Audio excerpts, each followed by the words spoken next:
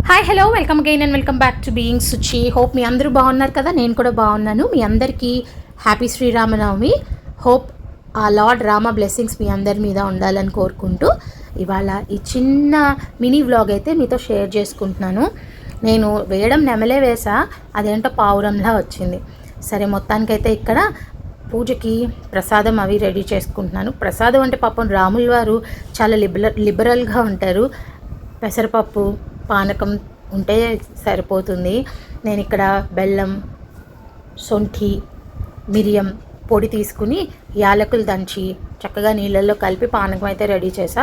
వడపప్పు నానబెట్టి వాడ్చి పాలు, అరటిపండు నైవేద్యంగా అయితే పెట్టుకున్నాను. తవదాసోహం తవదాసోహం తవదాసోహం దాశరథే. మనవిని వినుమా మరువ సమయమా, మనవిని వినుమా మరువ సమయమా, ఇనకులదనమా దాశరథే. తవదాసోహం తవదాసోహం తవదాసోహం దాశరథే.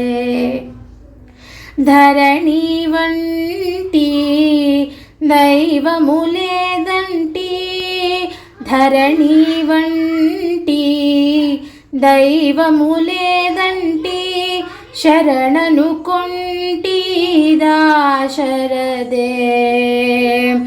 ఆగమ వినూత రాగ విరహిత, ఆగమ వినూత రాగ విరహిత, త్యాగరాజనుత దాశరథే.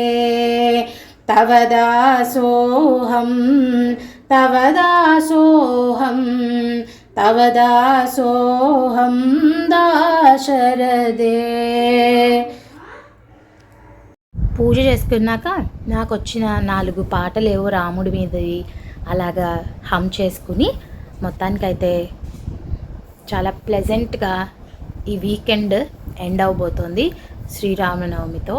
లంచ్కి సొరకాయ పెసరపప్పు కలిపి పలుచగా పప్పు, అరటికాయ వేపుడు అండ్ దోసావకాయ వేడివేడిగా అన్నం అండ్ కమ్మటి నెయ్యితో శ్రీరామనవమి ప్లస్ సండే లంచ్ అయిందనమాట. హోప్ మీకు నచ్చింది అనుకుంటున్నాను. Thank you for watching.